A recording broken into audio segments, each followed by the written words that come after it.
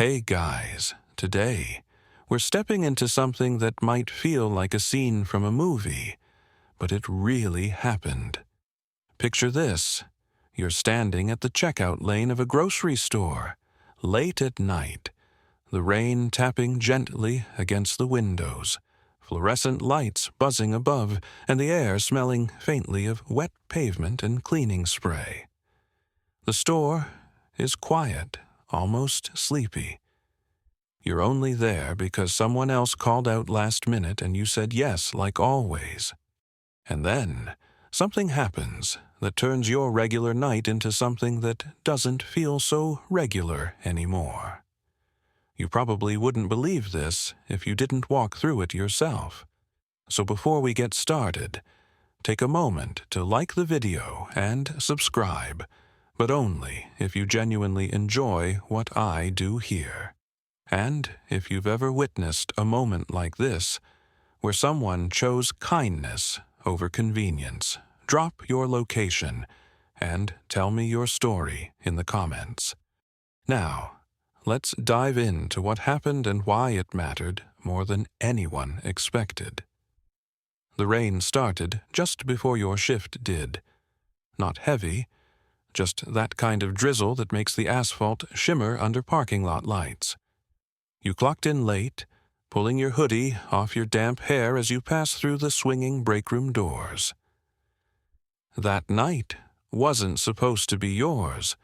Jason had a soccer thing or a date, who knows, but he texted and begged, and you said yes before thinking too hard. Typical. The store was mostly empty. A couple of regulars came through, the older woman who buys the same soup every Tuesday, the guy in the mechanic's shirt who never makes eye contact. You rang them up like muscle memory. You knew the key codes for bananas, for red onions, for the fancy avocados that nobody bought unless they were on sale. It was around 9:30 p.m. when he came through. An elderly man, small frame, wearing a forest green windbreaker that looked like it had seen 20 years of weather. He had just a few things: bread peanut butter, some dog treats. You noticed how he counted coins carefully from a Velcro wallet, murmuring the numbers aloud as if reminding himself they were real. You gave your usual, "Have a good night," and he gave a polite nod, then turned toward the door groceries, in one arm his shoulders slightly hunched. 10 minutes passed before you noticed it left near the plastic divider tucked against the gum rack, like it didn't want to be found. A black leather wallet worn at the edges. Your fingers hovered for a second. You looked toward the door out into the parking lot, but the man was gone. You picked it up. It was heavier than expected. You turned it over once, twice, like maybe it would explain itself. You should have just handed it to your manager. That's what the handbook says. But something about the way he had checked those coins, how careful he was made. You pause. You flipped it open. There was no cash, just a small driver's license, a library card, 2 dog photos, and a folded scrap of paper that said, "Call Susan if lost. 555-4973. You didn't call Susan. Not yet. Instead, your eyes scanned the address on the license. It was only 10 minutes away on Sycamore Street near the edge of town. You stared at the door again like he might reappear. He didn't. It was nearing the end of your shift. Your manager, Maria, was doing paperwork in the office. You told her what you found. "Turn it in. We'll hold it in lost," and found, she said, without looking up. But you didn't. You couldn't shake the feeling. Something told you this wallet was more than just misplaced.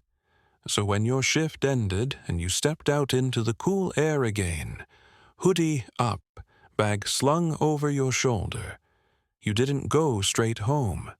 You turned right instead of left, toward Sycamore Street, toward the quiet little story that was waiting to unfold. The streets are mostly empty as you walk, your sneakers splashing lightly through puddles, that mirror the flickering streetlights. The town always feels quieter after 10, like everything just folds into itself. You hold the wallet close in your pocket, your fingers brushing against the worn leather, the weight of someone else's day tucked in your coat. Sycamore Street isn't far. You've ridden past it on your bike, but you've never walked it at night. The houses here are older, small porches with chipping paint, wind chimes barely stirring in the damp air. You double-check the number on the driver's license, 416. The mailbox is rusted. The porch light is off. You hesitate. What if it's the wrong address? What if he doesn't live here anymore? What if this whole thing turns awkward? But you didn't walk all this way to turn back. You knock once. Wait, then twice. A light flickers on behind a curtain. You hear footsteps. Slow, careful, the door creaks open just a few inches, held by a chain. Yes, the voice is tired but cautious. You recognize the windbreaker before anything else. It's hanging on the hook behind him. "Hi," you say, adjusting your tone, trying not to sound like a stranger at night. "I think you left something at the store." You pull the wallet from your coat and hold it up gently. There's a pause. Then the chain slips free, and the door opens fully. He blinks a few times, processing. Then his hand reaches forward with a kind of quiet urgency, like he's afraid it'll disappear if he looks away too long.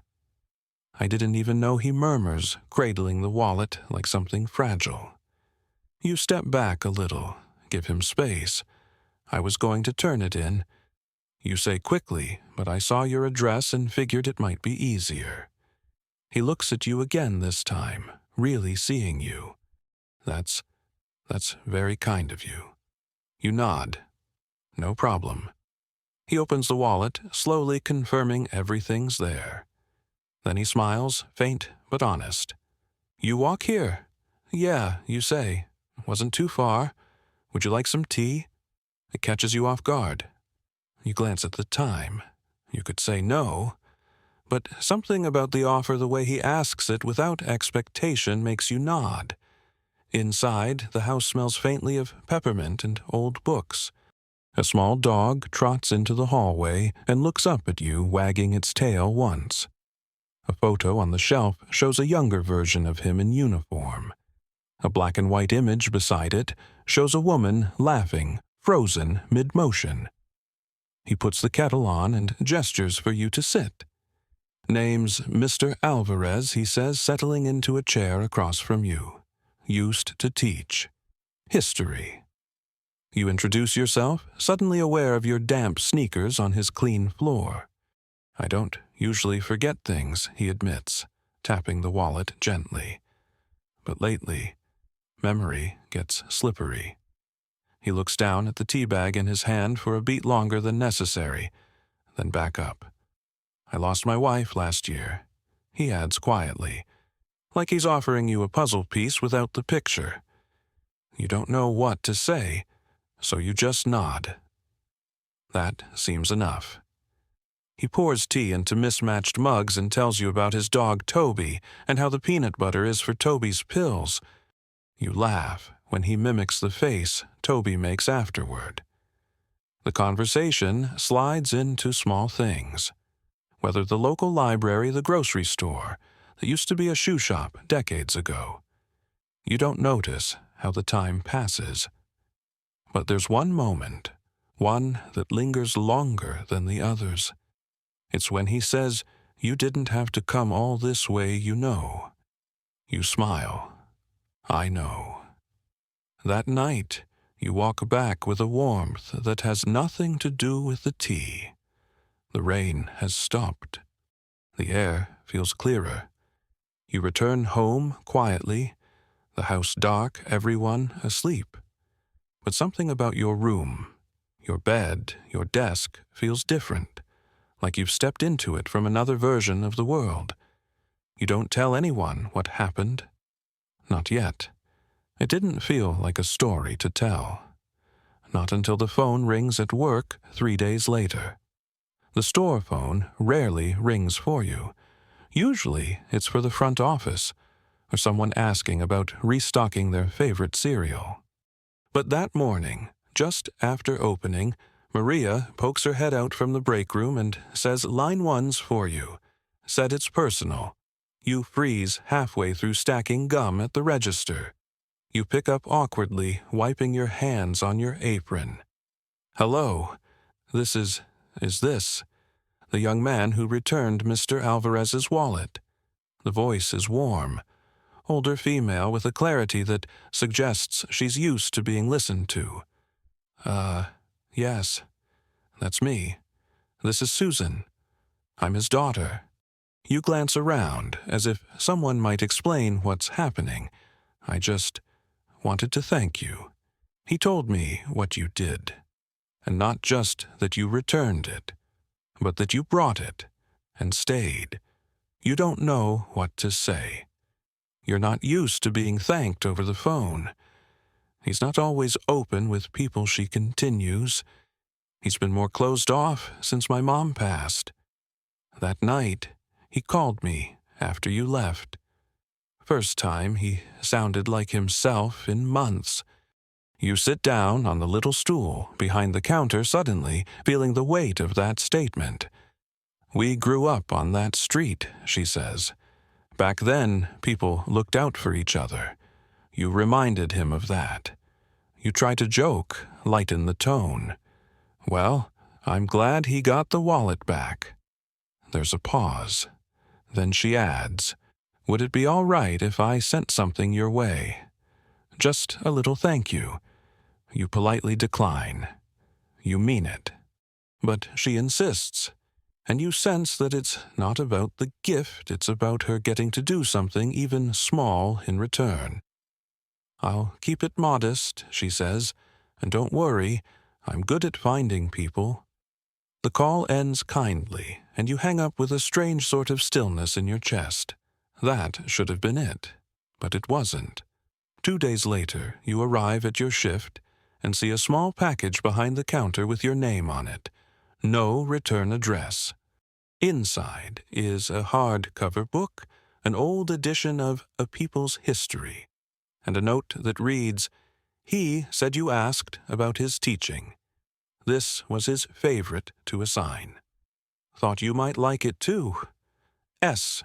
You flip through the pages, pausing at the underlines, the penciled notes in the margins, a tiny corner fold on page 178. You run your fingers over the cover, still not quite believing the whole thing. Maria peers over your shoulder. You got a fan club now. You smile. Something like that. The book rides home in your backpack, like something sacred. That weekend, you pass Sycamore Street again. This time on your way somewhere else, but you slow down when you reach 416. The porch lights on. You see the silhouette of Toby in the window. You raise a hand in a half wave. Inside, the curtain moves just slightly. And then, as if by agreement, you keep walking. Later that month, something funny starts to happen. Customers start asking for you by name. Is the young man with the kind smile working today, the one who helped Mr. Alvarez? It spreads, not fast, just enough. An older woman comes through your lane and hands you exact change with a wink. My daughter told me about you. She says she'd marry someone like you if she could find one. You laugh awkwardly, scanning soup cans, wondering how your name came up in a conversation you weren't part of. But it's not fame. It's not viral. It's something else, a quiet kind of respect that settles into the aisles and end caps of a small-town grocery store, wrapping around you like a coat you didn't know you needed. And, as strange as it feels, you realize you haven't just returned a wallet. You've opened a door. And someone, more than one someone, is watching. The phone call you never expected doesn't come from Susan. It comes from someone you've never heard of. It's a Thursday.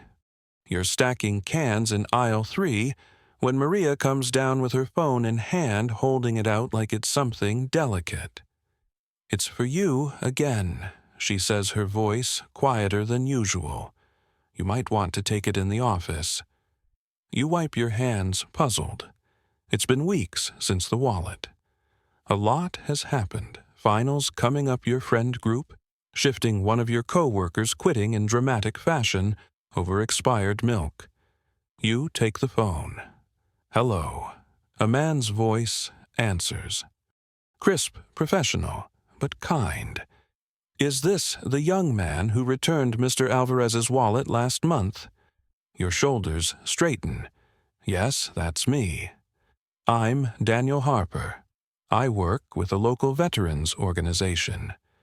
Mr. Alvarez mentioned you when we visited last week. Said you reminded him of someone he used to mentor."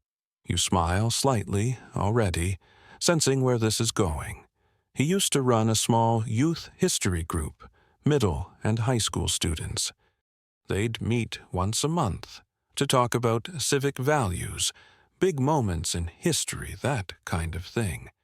He hasn't done it since his wife passed. The man pauses. "But after you returned his wallet, he asked if we could help him restart it." You're quiet, unsure what to say.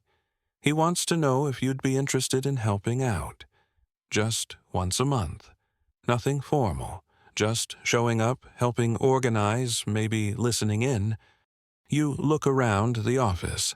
Paper towels cleaning rosters, a half-eaten sandwich on the desk. I've never taught anything you say. You don't have to. He just wants you there. You say yes. You don't think too hard about it. It feels right in a way not many things do. The first meeting is at the community center. 6 students show up. Alvarez greets each one like they matter, introducing you as someone who understands quiet choices. You're not sure what that means yet, but you nod and shake hands. He asks you to help pass out photocopies of old Supreme Court decisions. You do. You watch the students lean forward, asking questions you remember once asking yourself. You watch Mr. Alvarez come alive, not loud, not flashy, but clear and steady, the kind of voice that feels like it carries time in it. During a break, he hands you a folder. Inside are handwritten lesson notes, old photos, a newspaper clipping of a young student he once mentored who went on to become a public defender. "This is for you," he says, "only if you want it." There's no pressure in his voice, just quiet faith. You keep coming back. The meetings grow 8 students, then 12. One brings her older brother. One brings cookies. Alvarez teaches and you listen, and sometimes you speak. At first, just comments. Then one night when Alvarez is late, you open the session yourself. You talk about the quiet power of ordinary decisions, about wallets and rainy nights, and how someone's whole week can shift from one simple act of decency. Nobody claps, but they lean in. Afterwards, one student, maybe 14, comes up to you and says, "I thought stuff like that only happened in movies." You smile. "Me too." Later, Mr. Alvarez claps you on the shoulder. His hand stays there just a second longer than it needs to. "I meant what I said," he tells you. About quiet choices. You drive home that night with the folder beside you on the passenger seat. You stop at a red light and glance over at it. Something about it feels like a relay baton handed off not for speed, but for steadiness. That night, you lie in bed and think back to the checkout lane, to the way the wallet sat there half hidden, like a test you didn't know you were taking. And the strangest part, you almost didn't pick it up. The next time you see Mr. Alvarez outside the community center, it's by accident. You're grabbing coffee before work, already running late when you spot him sitting at a small table near the window. He's alone, a book open in front of him, his glasses perched low on his nose. Toby's leash is looped around the leg of the chair, the little dog curled at his feet, like a furry comma. You hesitate, unsure whether to interrupt. But then he looks up, sees you and smiles, the way someone does when they're genuinely glad you showed up, even when they weren't expecting you to. He waves you over. You sit. It feels easy now. You talk about nothing special, whether books. How Toby has recently decided he hates squirrels with a passion. Then just as you're finishing your coffee, he says something you don't expect.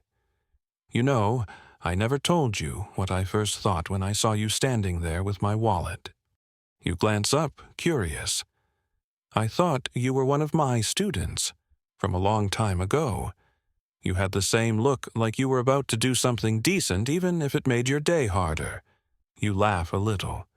That's one way to describe me. He chuckles. Well, I was wrong, but also not wrong. You don't quite know how to respond, so you just nod. There's a long, comfortable pause. Then he adds, "You gave me a reason to try again." I'd stopped making reasons for a while. You feel the weight of that. Not as a burden, but as something fragile you've been trusted to carry. The rest of the day drifts by, but that line doesn't leave you. Later, when you're walking home, your phone buzzes. A message from Susan. He talks about you like family now. Thought you should know. You read it twice. Weeks pass. Months. The group at the community center grows. A high school history teacher starts volunteering. One of the students writes a letter to their city council about improving public transit and brings the response to share. Another asks if she can start a small newsletter for the group. You help her design the first issue. The grocery store doesn't forget you either. You get a small plaque during Staff Appreciation Week. Maria insists on a photo. She tapes it by the break room clock with a handwritten note that reads, "Sometimes decency's just doing the thing nobody asked you to do." Your friends tease you about it. But one of them, after a long shift, stays behind and asks, "Do you think small things really change people? Or is that just something we say to feel better?" You think about it. Then you say, "Yeah, they do. You mean it." And eventually, you notice something else too small. Things begin to change you. You're more patient, more present. You start recognizing the way people carry their own weight, the kind you can't see. You start noticing what people leave behind when they're in a rush, what they mumble to themselves when they think no one's listening. You start stepping in just a little more often. And every once in a while, when you pass the gum rack where that wallet once sat, you pause. You don't reach for it. But something inside you still does. Sometimes it's not the big moments that change things. It's the late-night drizzle, the way someone counts their coins a little too carefully, the way an ordinary wallet, scuffed, forgotten, can sit there like a quiet question. What will you do now? You didn't plan for any of it. That night wasn't meant to matter. You were covering a shift, passing time, doing what was expected. And yet somehow, that one small act, picking up a wallet and walking a few blocks, started unfolding into something more. You didn't do it for recognition. You didn't expect phone calls, community groups, or invitations to mentor. You weren't trying to be noticed. You just followed that quiet nudge inside you that said, "Go a little further." And that's the part we often forget. That the real impact doesn't usually look like a headline. It looks like someone returning a lost thing, someone making tea, someone asking if you'll come back next month and maybe just sit in. It's the soft human moments, the ones no one claps for that carry us the furthest. So, if you've ever wondered whether it's worth it going the extra step, stopping to notice holding the door a little longer, the answer is yes. Because you never know who's watching, or what might begin because of it. Maybe your kindness will ripple forward. Maybe it already has.